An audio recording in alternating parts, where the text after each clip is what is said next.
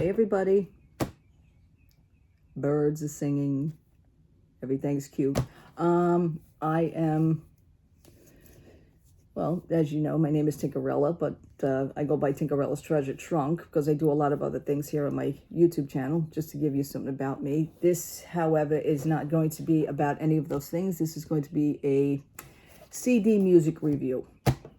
And I have thought long and hard about it. I've also written a review on Amazon because that's where I purchased the disc to begin with. And let's just go for it one at a time.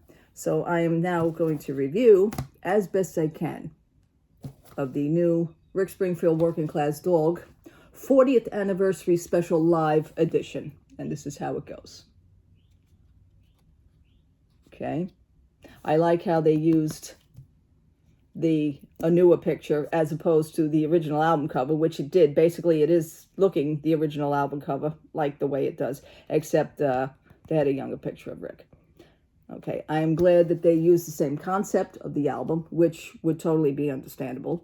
I just cannot believe that this album is technically 40 years old.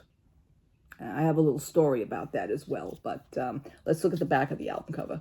I like how they used also an updated photo of Rick in the same pose as to the album 40 years ago. Please forgive me because I'm talking to you the way I would talk to any other person. I am not special in any other way. I'm giving you my sole opinion as best as I can of just how I feel about the CD that we're discussing in general. Now, there is another version of the CD, and it happens to be through, I believe, his website, which goes for the total of $99. And you're getting, from what I understand, the CDs, the DVD. This also comes with CD and DVD of the live performance. Now, this live performance was also shot in his own home, in his studio. The $99 version comes with the CD, the DVD. It also comes with a bunch of extras, another like a demo disc. Now, not for nothing, we had the 30th anniversary or the 25th anniversary. I know I have those discs here of the same scenario. That also came with a few extra tracks, a few demo tracks from that album. So I'm saying to myself, I know a performer makes a whole bunch of songs that never even see the light of day, that they would consider putting it on their album, but it just never happened.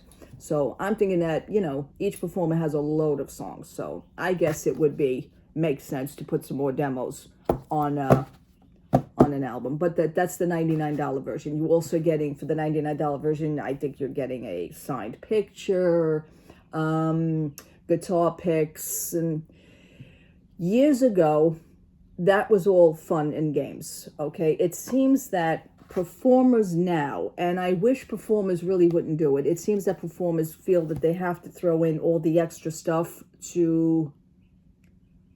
for an extra amount of money.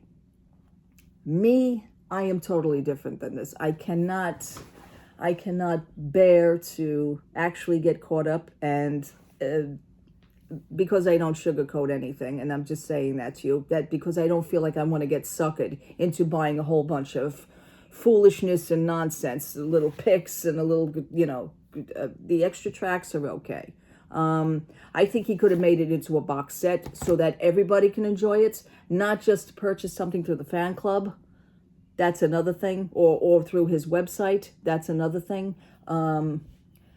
It just seems so silly to me. So I purchased the regular one on Amazon. I already did my Amazon review. The Amazon review went through, so it is up there. Okay, let's go through the song list. He did the album in his home in its entirety, which I was very grateful for. There are certain songs that I really was hoping to hear, and not only just to hear, but to also hear well.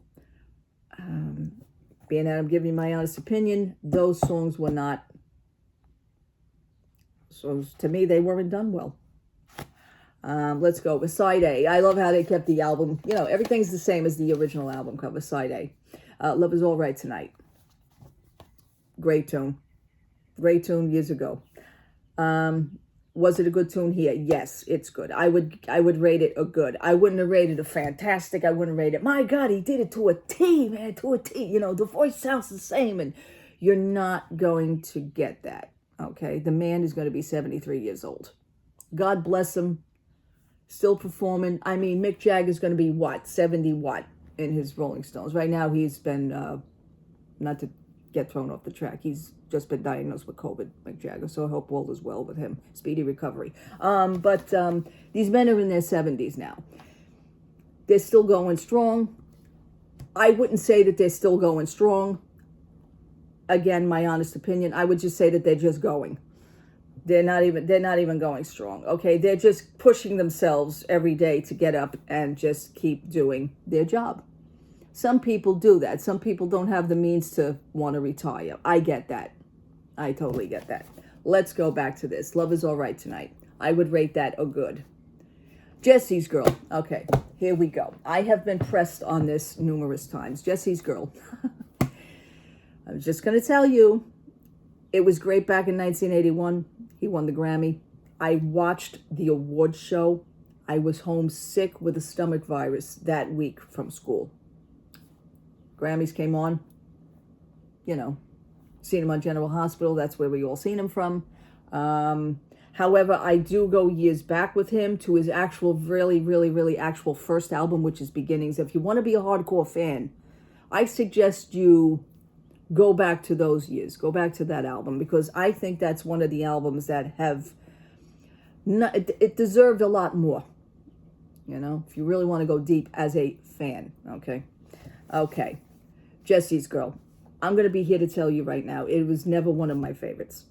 It was a hyped up song. It was a catchy tune. It was his signature tune. It's still his signature tune. However, I'm over it. Okay, there are so many other tunes that I want to hear. All right, Jesse's Girl. Hole in My Heart. Now, this one was very rough for me.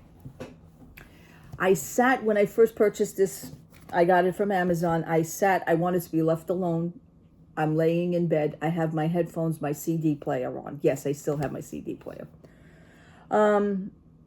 I wanted to be alone. When I heard this, I wanted to go back to 1981. I wanted the memories to just kick in. You know, you hear a certain song, it's going to bring back certain feelings. However, Hole in My Heart was one of the songs that I really wanted to hear, because it was it's actually one of my favorites on the album. However, that wasn't the case. I would just give this an okay. It's not even a good. It's just an okay. The voice, his voice, I don't know what the problem was. You know, every other song seems to have a little issue here and there. Jesse's Girl, he gets on the nail, on the dime. Okay, but that's not one of my songs. I wanted to hear Hole in My Heart. I was shot down with that, with disappointment. The voice was very strained. It was almost like he's just trying to learn to sing the song again. Granted, he probably hasn't sang it in a long time. Okay, fine. But with a little bit more practice, I feel that he should have been able to nail a good portion of these songs. Hole in My Heart for me was a letdown. It's just an okay. I was hoping for a little bit more. Okay, Carry Me Away. Almost same scenario. These to me are the most, I go for, when I listen to an album, I listen to the whole album. I usually pick the most obscure songs that happen to be my favorites. Carry Me Away, almost same scenario, just an okay. I've Done Everything for You. Now, that was the end of side one on my cassette when I first purchased it, and I'll get into that story a little bit later. I've Done Everything for You. It's almost on the same style as Jesse's Girl. He nails it. Of course. It's another signature tune. Jesse's Girl, and you got I've Done Everything for You. Now we track over to side B, which would be the same side on the CD. The Light of Love. Another good song. Again, let's get this right. Let's get it together, okay? That's what I felt like. I've sat there at a point where these certain songs, I am now laying in bed. I got the headphones on, and I'm like this because I'm cringing. I want him to get this right. Obviously, we're not going to hear it as it was 40 years ago. Let's get that out of the way right now. No shit. No shit. I know that. But the effort of performing these songs right now were it was rough for me. It was rough. It was almost like it was being pushed. Being forced to do it, okay, granted, like I said, he doesn't do these all the time. We know that. But it's very, I can't get past that. It's very hard for me. Everybody's Girl. Absolutely. Cute song. Cool song. I know a few friends that I can actually dedicate that song to. I'm just going to leave it right there. Okay. And not in a good way. Just saying. Daddy's Pearl. Another tune I always liked. These songs are pushed. I would just give The Light of Love a good. I would give Everybody's Girl a good. Daddy's Pearl a good. Red Hot and Blue Love. I also had a problem with this. This song, to me, kicks ass. Or in this case, 40 years later, it should have still kicked ass. I'm just putting it out. I'm just being honest. So, you can't shoot the messenger. This is my opinion. You people may not feel the same way. And I'll get to that also. That's another little rant of mine.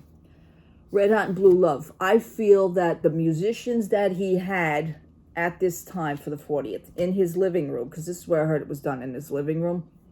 Some size living room, let me tell you. But it's a very equipped living room. I feel it should have kicked ass even more. The lead on the album, there's a certain part of the lead where he goes back into the song near the end. There is no lead part. There was no little snippet. I was like, but where is that part? It's like totally out of it. This band, who he has as a band, was never the band, obviously. That's another problem with me. Why weren't the original members, or whoever is left, why were they not summoned to be on this album? Why were they not summoned to do this recording? Jack White was the drummer. Jack White, I feel, should have been part of this. Wasn't he even asked? They've done reunions in the past with past members, with the original members. Why wasn't he asked? I mean, that would have been the ultimate. Okay, granted, he may have had to practice these too, but he was there, That's what I feel. At least I feel that he was there, unless there were studio musicians doing the original album, which sometimes happens. Yeah, I'm a little ticked off with that myself. However, the man has performed the song, so he would know it. The drummer that they had on this recording, I'm not crazy for. Just, again, this probably was not his soul gig, okay? So that we're up to Daddy's Pro, we're up to Red Hot and Blue Love. Red Hot and Blue Love, big disappointment for me. You know what? That's a mediocre with me. It wasn't even an okay. That was a mediocre. To me, this was really not up to speed. Just, I don't know, Rick sang a part in it that wasn't even supposed to be in there, unless he just threw that in, unless he threw it in, caught himself, and just decided to just keep recording. Okay. Which is the same on the DVD, and I'll get to the DVD as well. Inside Sylvia. Not bad. Not bad. He does do a little lead guitar, even on the DVD. That's his little lead guitar that you're hearing in here. That's his little lead guitar. That's his little snippet. I want to say that was a nice touch. All in all, it's nice to have. Yes, this is part of my childhood. Yes. Does it bring back memories? Yes. However, would I hear this on a daily basis, or probably not? I got it. I listened to it on headphones. Now, what I did the next day, which was 24 hours later, was I actually decided to put the where is it? The DVD in the machine, and I sat and I watched that in its entirety.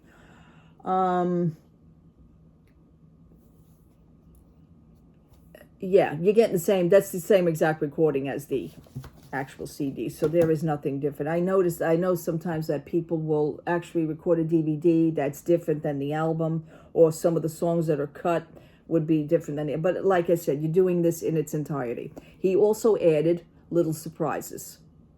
I'm not going to tell you the surprises. Does it have anything to do with this first album? Not really. But it was nice to hear certain other tunes as well. So he did those at the end of the album performance. You see his home, you see his wife, you see, his house, his garden. In between the songs, he discusses the songs. He discusses some things. I would have liked a more fuller interview. I would have liked a sit-down interview and discuss, or even after the fact, to discuss after the songs, to sit and have a little discussion on each song, what he felt, how he felt, what he did, what was he thinking when he wrote the song. To me, that's also interesting. He did little snippets of hanging out with the band and, laughing and joking about everything, but it wasn't a real, I would have enjoyed a more full sit-down interview, just like a one-on-one thing, because this was a big thing for him. This is it right here. However, now, I go back as far as back to him with the album Beginnings. Beginnings, I purchased. My go-to store, where was it? Crazy Eddie. I want to say Crazy Eddie, maybe even Sam Goody. It may even have been. I know I mentioned Crazy Eddie to someone. It may have been Sam Goody. Back in 1979, 1980. So that album was around for a few years before, but I had picked up the album. That was the first album that I actually really heard about Rick Springfield. Okay, that's got numerous songs. Hooky Joe. I would love to hear, I know, and now I'm pushing it because he's 70. He's going to be 73. But I would love to hear him do the song called Annie Goodbody. I love that. Just to hear him, blow it out of proportion. But if I couldn't get A Hole in My Heart or Red Hot and Blue Love for him to kick ass, I could probably imagine how he would be with Annie Goodbody. So I'm just going to leave that right there. All in all, yeah. Am I glad I picked it up? Yeah, it was part of my life. Yes, it's something good to have. The album, however, itself is to me a disappointment, and that's what I'm going to give it. I'm just going to leave that right there. Now, how I discovered getting this album, being that I already knew who Rick was, then he became famous on General Hospital. I says, oh my God, wait, is this the same guy on this album Beginnings as the one in General Hospital? I'm trying to put the album up toward the TV set. It was. I said, oh my God, he changed. He got a little older. And that was back then. So then he won the Grammy. Fine. I never had a cassette player before. I wanted a stereo cassette player. I wanted something with headphones. I wanted a little bit more privacy in myself. I was about,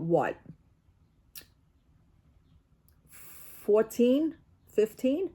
I want to say 15, going on 15. Okay, we'll say going on 15 back in 1980 something. I'll just leave that. I'm in my 50s now. I wanted my own personal, because my mother says, listen, you save up your money for it, and, I'll take you when you feel that the time is right. Okay, the time was right.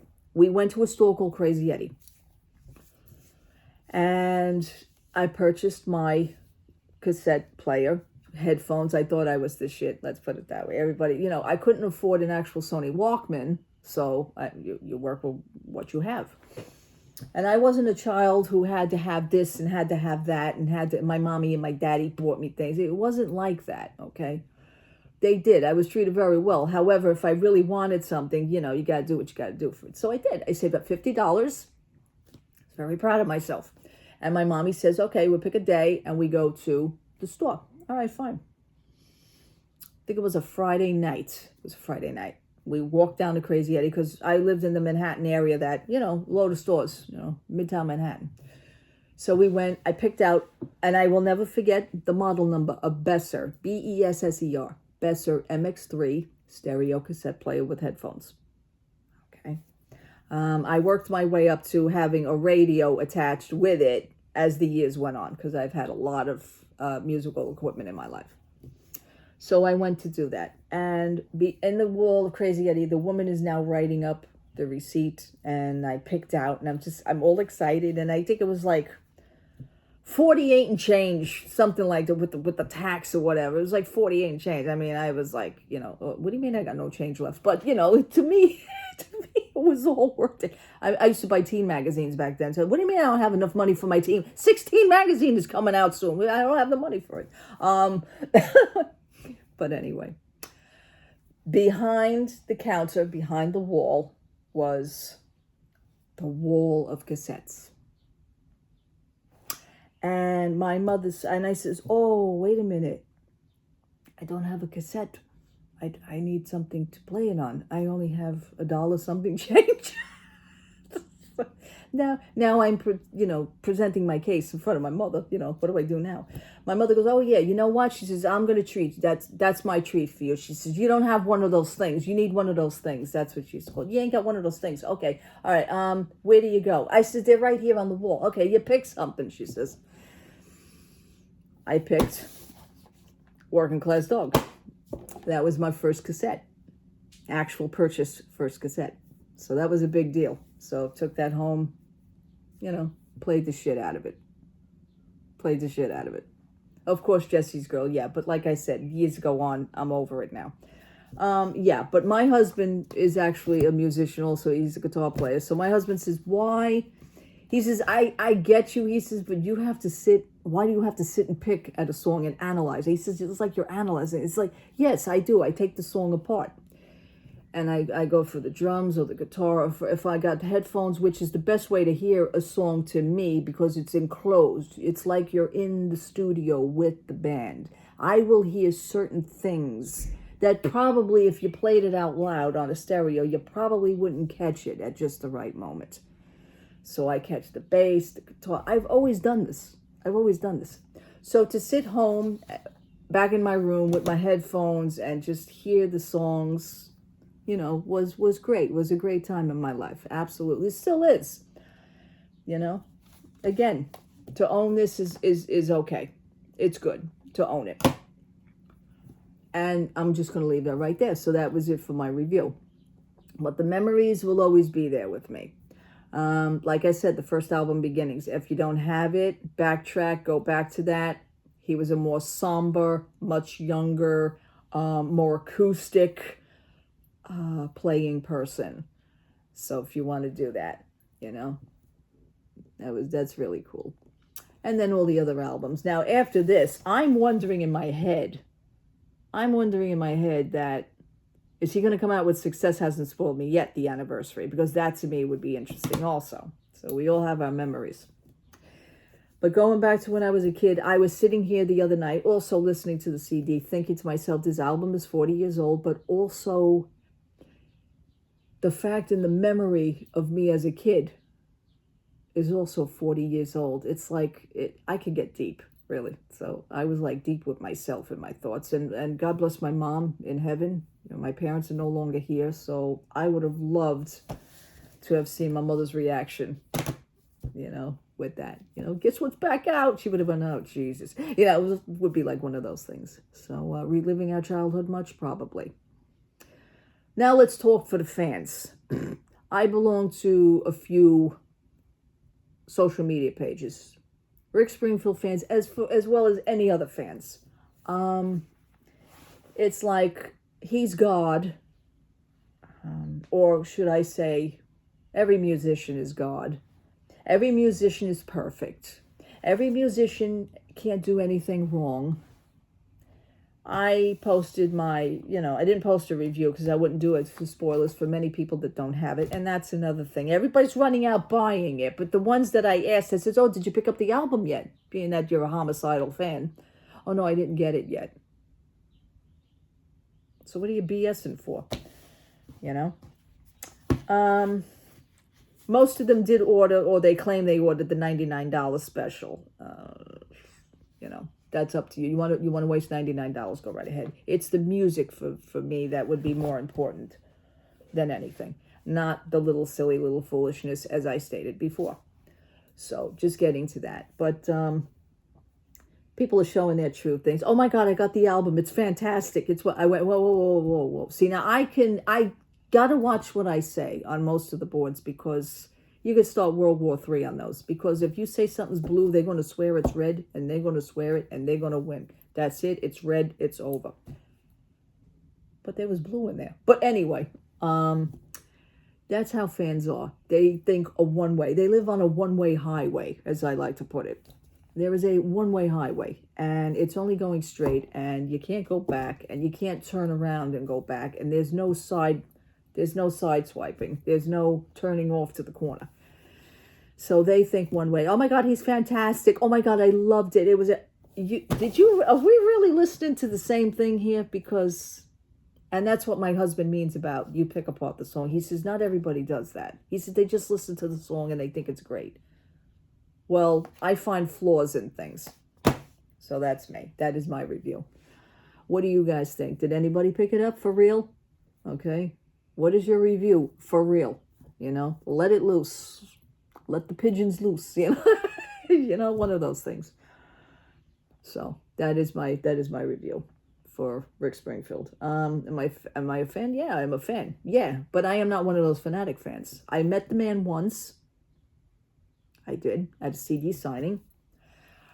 It was great. I know fans. I know people that go everywhere. They follow him everywhere. Every city. They won't pay their rent for 2 months because they have to go to a Rick Springfield concert. They will dump their husbands just to go to a Rick Springfield concert. They have to go, and it has to be like a girls' trip and a weekend thing, it seems like. Or to go on a cruise. Now you got to drag the family on a cruise because you want to go see Rick Springfield. He's on the ship. Well, unless he's driving the ship, then I would say that's pretty impressive. But, you know, let's call it what it is. All right, it's a concert on floating. He's floating. It's a floating concert. All right, but I seen him a few times in concert. Yes. Do I want to see him again? It would be nice. Now that's another thing with me. The age factor is there. Okay, it would be cute. Is it a necessity for me to go see bands like that? No, it isn't. So I don't feel the need to do that. I've seen him 2 times, 3 times. I want to say 3 times, and then I met him once. So I do have a picture as proof. But these women, you can't, it's like you have to walk on eggshells, because no matter what you say, you're wrong. And I get that. I always got that vibe from them. And, you know, they've actually said that. So, I mean, it's just silliness. It's silliness. I mean, if you got to dump your husband to do that, that's like, I could never do that. My husband happens to like Rick Springfield too, because my husband would be like, well, if he came to town, if I could do it, yeah, let's do it. He says, I like his music. So he does like him. And God bless that I do have a husband that's like that, you know. Also, I guess the musician aspect of it, you know, that has a lot to do with it as well. And that's fine. That's cool. I'm good with it. You know, I'm a rock and roll wife, but I am an actual rock and roll wife. So, you know, and that's really it. All right, people, I'm going to end that here. We're going into 28 minutes. I think that's good enough. I have stated my case. Please let me know what you think, because I would really like to know. I'd really like to hear. Have you heard the album? Let me know your views on the songs, okay? Let me know about the DVD. Now, when I did the Amazon review, I did not review the DVD portion of it. I says, in my review on Amazon, I says, I'm going to leave that for someone else, you know? So, and then, of course, there's only 2 reviews up there on Amazon, which I find, you know, my review, which is a longie. The second review, or maybe it was the first review went in, I have no idea. There's only 2 of us up there. To that other person, 5 stars across the board, and it's great. And he's in his 70s, and he can still rock, and it's a great album. All right. Okie dokie. And if that's all you have to say about it, you know, I guess that short and sweet thing. Whatever. All right. Have a great day. Have a great Monday. It is Monday out there, people. If you go out there, be safe. Just go about your day. Thank you so much for watching. Thank you so much for subscribing. And again, thank you so much for 400 subscribers. I think I'm now at 401. Thank you so much for that. It means the world. It's important for me, because it's great to know that I have other people that enjoy the same things that I do, or the other people that would sit and actually listen to what I'm saying, you know. And when you write me, I do love the interaction. I try to answer you as best I can and as fast as I can. So having YouTube on your phone is a great thing, because like if I'm outside and I just happen to look at the phone or get a notification, I will answer you as best I can and as fast as I can. Thank you so much for that, people. Love to all. God bless you. Have a great day. Take care. Bye-bye.